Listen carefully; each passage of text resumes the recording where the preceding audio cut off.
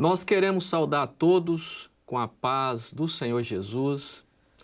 Este é o nosso programa da Igreja Cristã Maranata, que realizamos de forma semanal. O nome do nosso programa é Personagens Bíblicos. Queremos agradecer aqueles que estão nos acompanhando ao longo desse programa e queremos falar que hoje nós daremos continuidade a uma série que nós estamos apresentando dentro dos 12 filhos de Jacó. E hoje, dando sequência a essa série do nosso programa, nós vamos apresentar aqui alguns detalhes da época e principalmente aspectos proféticos relacionados a um dos filhos de Jacó.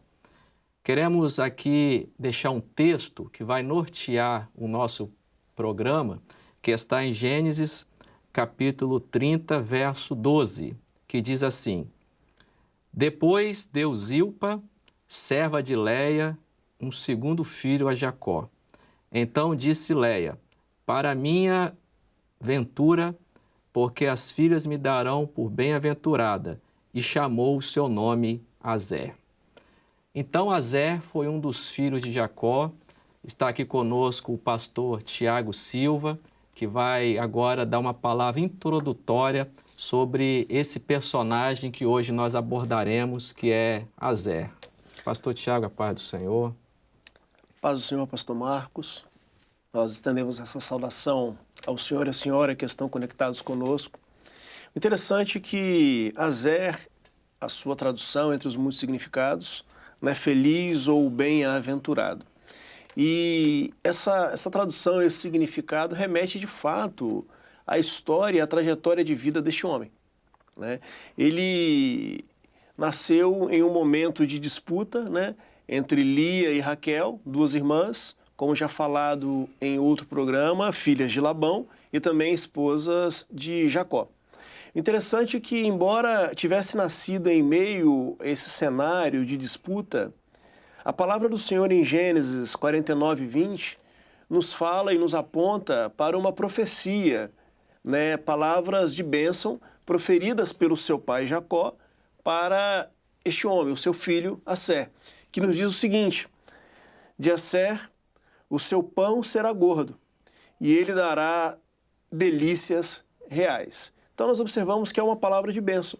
No entanto, logo nós vemos que, embora tivesse nascido em meio a um cenário de disputa, isso não marcou e não estabeleceu a história deste homem, porque nós vamos observar ao longo da sua trajetória que há ali uma transformação da parte do Senhor, né? Algo que para nós é profético e é um mistério do Senhor, porque aquilo que começou, né, talvez dentro de uma fraqueza, dentro de um cenário de disputa, ele se transforma debaixo de uma profecia em um alimento real para aqueles que estavam ali envolvidos. Porque nós vamos ver lá na frente que a tribo vinculada à série, que leva o seu nome, ela tem uma característica de fornecer provisão, né, para os demais. Era uma tribo que era rica em mantimentos, era rico em abundância, né? Então, observamos profeticamente que não importa a origem ou como que o homem ele é visto, é enxergado. O que importa é aquilo que o Espírito Santo de Deus ele faz nas nossas vidas, pastor Marcos. Interessante, Tiago, quando Azer nasceu, a sua mãe disse que ela seria bem-aventurada entre as mulheres. Interessante que quando Maria gerou Jesus, ela falou em Lucas capítulo 1, verso 42, o seguinte: porque atentou na baixeza da sua serva, pois desde agora todas as nações me chamarão bem-aventuradas. Ou seja, mesmo nascendo debaixo desse contexto, conforme o Senhor disse, um contexto de disputa, mas nós vemos que o nome Azer significa feliz ou bem-aventurado. E nós sabemos que as crianças, elas são herança do Senhor. Ou seja, o que é gerado por nós é algo que vem para trazer alegria e felicidade. Foi justamente o nascimento de Azer.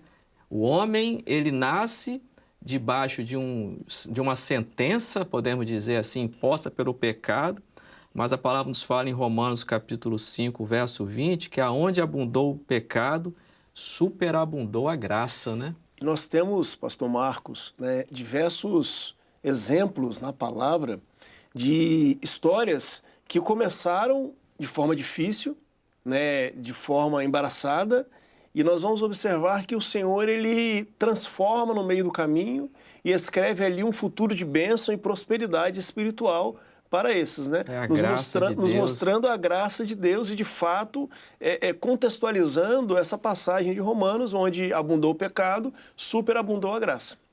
Interessante que quando Jacó vai, antes de morrer, vai abençoar os seus filhos, ele ali dá uma mensagem profética também para Aser. Em Gênesis capítulo 49, verso 20, a palavra nos fala: de Aser o seu pão será abundante e ele dará delícias reais. Interessante que quando as terras elas foram distribuídas para os filhos de Jacó, nós vemos que a terra que ficou para os filhos de Aser foi justamente a que ficava ao norte de Israel.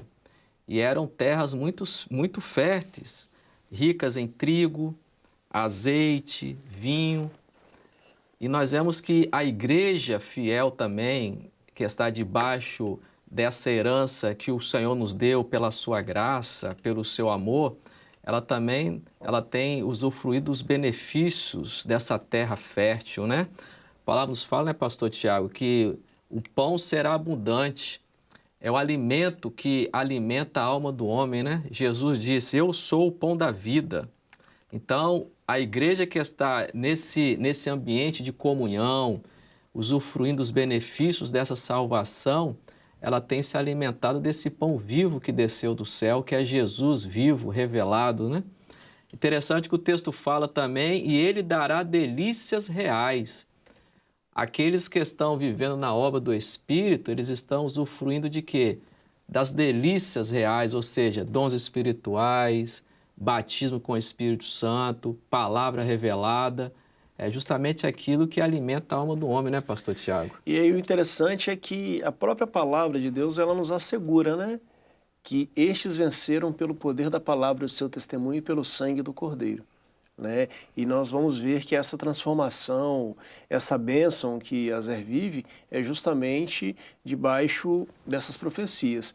E é uma vida cercada de profecia, né, pastor Marcos? Você observa, por exemplo, que Moisés também, Sim. ele profere palavras de bênção e palavras de profecia, né, conforme mencionado em Deuteronômio 33, 24 e 25. Né, quando Moisés ele libera uma palavra de bênção sobre Aser, dizendo: bendito seja Aser com os filhos, agrade ao seu irmão e molhe em azeite o seu pé, seja de ferro e de metal o teu calçado, e a tua força seja como os teus dias. Logo nós observamos símbolos, né, elementos fortes de prosperidade para aquela família em decorrência da bênção no Senhor estabelecida sobre aquele chefe daquele núcleo familiar ou o líder daquela tribo, né? Porque nós vemos aí pés ungidos em azeite, a força representada pelos calçados de ferro e de bronze, significando, apontando justamente que não seria ali apenas uma vida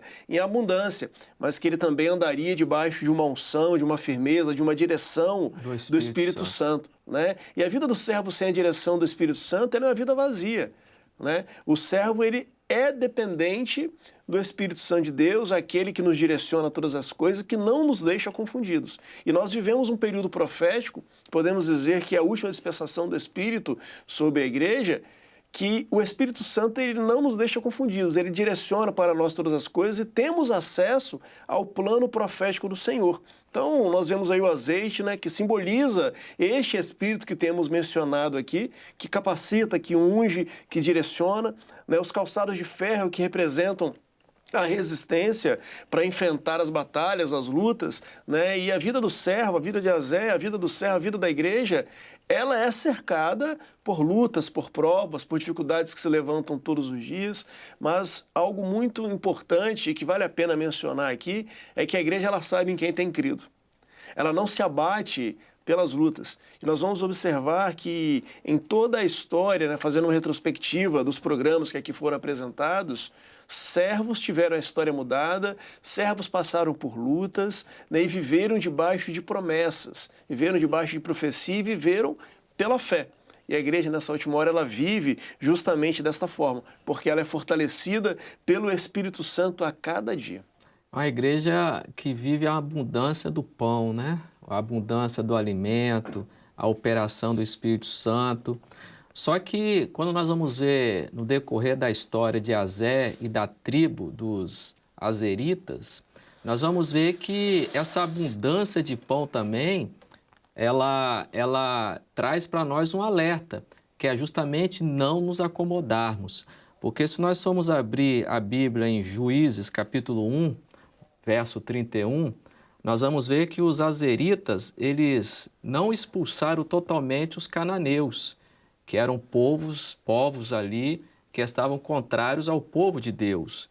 E no mesmo livro, no capítulo 5, nós vamos ver que na guerra liderada por Débora e Baraque, a tribo de Azer preferiu permanecer nos portos junto ao mar, em vez de lutar com seus irmãos. Então, o servo de Deus, nós vivemos a abundância do pão, do derramado do Espírito Santo, só que nós não podemos nos acomodar e trocar a bênção pelo conforto, trocarmos aquilo que é espiritual por aquilo que é da nossa conveniência. Então, nós precisamos entender que nós estamos debaixo de uma direção de Deus para um propósito estabelecido pelo Espírito Santo. Então, o acomodismo, ele não pode fazer parte, o servo de Deus, ele não pode se acomodar com as bênçãos, mas nós precisamos viver, né, pastor Tiago, em novidade de vida, diariamente buscando a direção de Deus. Por isso diz a Bíblia, enchei-vos do Espírito Santo, não é isso? O interessante, pastor Marcos, é que para a igreja, nessa última hora, nós conseguimos compreender, a igreja ela consegue compreender que a sua esperança ela não está firmada em recursos humanos, aquilo que se constrói para si, né? Mas a esperança ela está firmada em Cristo. Né? A palavra ela menciona Cristo, a esperança da glória. Né? Então a nossa esperança ela está naquele que não passa, naquele que permanece de eternidade a eternidade e que a própria palavra menciona, né? Como o princípio e o fim, como sendo a palavra de Deus. E a esperança da igreja ela está em tudo isso. Né? Interessante é que o senhor menciona um episódio onde houve uma espécie de inércia, né? Talvez uma indiferença, um comodismo dessa tribo diante dos acontecimentos. Mas vale mencionar, no livro de Lucas, capítulo 2, versos 36, 37, 38, uma profetisa chamada Ana, ela testemunha justamente o cuidado dessa tribo no que tange ao cuidado do templo, aos jejuns, à oração, né? E foi ela quem reconheceu, essa mesma profetisa, reconheceu Jesus como o Messias quando seus pais o apresentaram no templo, né? Que está na palavra, menciona que Jesus foi reconhecido como Messias no momento da sua apresentação ali no templo. Então isso mostra que essa tribo, a tribo de Azer, era uma tribo que por muitas vezes ela se acomodou, mas haviam aqueles que permaneciam fiéis, né? Que permaneciam com a sua esperança posta no Senhor, que estavam em oração, que tinham a alegria da presença do Senhor e que viviam a profecia que nós mencionamos anteriormente, né? Estavam calçados, tinham o azeite, tinham a direção do Espírito Santo e estavam firmes debaixo de uma promessa e de um chamado que havia sido estabelecido para eles enquanto tribo. Interessante, pastor Tiago, que o senhor comentou aí sobre a experiência de Ana ali em Lucas. Nós vemos que Ana ela aparece no mesmo contexto que Simeão, quando pegou Jesus no colo, ele disse, né? Despede em paz agora o teu servo, pois os meus olhos viram a tua salvação. Então, nós vemos como que Deus ele transforma a vida do homem, né? Uma tribo, no caso ali os azeritas, na figura de Azer, tiveram um início difícil, marcado por disputas, mas ao longo da trajetória, Deus ele foi mudando todas as coisas. Nós vemos justamente isso que Deus faz com o homem. Um homem que muitas vezes vem do mundo para a sua presença, vem com certas situações difíceis, marcado por dor, por sofrimento, mas a palavra nos fala que nenhuma condenação há para aqueles que estão em Cristo Jesus. Ou seja, o Senhor Jesus, pelo poder da sua palavra, ele muda todas as coisas, né? Uma tribo que começou nessa situação, podemos dizer assim, difícil, mas foi uma tribo que se marcou pela abundância de pão, pelas delícias reais, por toda uma obra que Deus realizou na vida deles, né? E por fim aparece lá em Apocalipse capítulo 7, né, entre os selados, né? Aparece como uma história onde Deus, ele muda os quadros, muda os cenários, né? E o que nós podemos absorver, né, dentro de toda essa discussão, todo esse cenário, toda essa história, né, envolvendo essa tribo, é que eles alcançaram de fato a preparação para prosseguir nessa caminhada, né? Tiveram a oportunidade de apontar profeticamente para Cristo como o pão da vida, que sacia a nossa alma plenamente, que sacia a nossa fome de forma consistente, né? E que nos mostra justamente a necessidade de vivermos debaixo da dependência do Espírito. E o resultado final que nós observamos de tudo isso é justamente fruto de viver na dependência do Espírito, de estar preparado para esta caminhada. E a palavra nos fala que é melhor o final do que o início de todas as coisas. Ou seja, o importante é nós terminarmos bem. E a única forma de nós terminarmos bem nessa vida é nos alimentando do pão abundante. Palavra revelada, doutrina. Por isso a ênfase, né, às escolas bíblicas dominicais, porque é onde a doutrina, que é o pão abundante, ele tem alimentado a alma, o alimento que não perece, mas nos transporta para a vida eterna. E é interessante que dentro de todo esse contexto que você coloca, né, que é melhor o final, é justamente por isso, porque no final alcança-se experiências, alcança fortalecimento, né? Se estabelece uma estrutura espiritual diferente daquela do início. Lembrei daquele texto, combati o bom combate, acabei a carreira, mas guardei a fé. Né? E é no final que nós vemos a manifestação de fato da fé de forma genuína. Né? E foi o que viveu essa tribo e viveram muitos outros que nós chamamos de heróis da fé ou que são descendentes, né, de Jacó, ali, aquelas tribos que foram estabelecidas, que nós vamos observar justamente essa mudança de comportamento através das experiências da dependência do Espírito. E o que o senhor falou é importante porque o nome Azer, conforme falamos, significa feliz ou bem-aventurado, não é isso? E lá no livro de Apocalipse, capítulo 7, nós vamos ver o nome da tribo de Azer lá listado entre os selados do livro. Ou seja, aqueles que se alimentam daquilo que é profético, aqueles que se alimentam daquilo que vem de Deus, eles estão selados pelo Espírito Santo, que é justamente o selo, o passaporte para adentrarmos ao céu, né? As nações celestiais. E é só assim que nós conseguimos perseverar nessa caminhada, aguardando o grande dia. Amém, meu querido. Queremos agradecer mais uma vez a você que está participando conosco. Queremos dizer também que é importante você curtir, compartilhar ali no link da Igreja Cristã Maranata no canal do YouTube. É muito importante a sua participação para que essa palavra ela possa alcançar muitos corações e assim Deus ele possa continuar realizando a sua obra. Esse é o nosso programa. Desejamos assim a todos a paz do Senhor Jesus.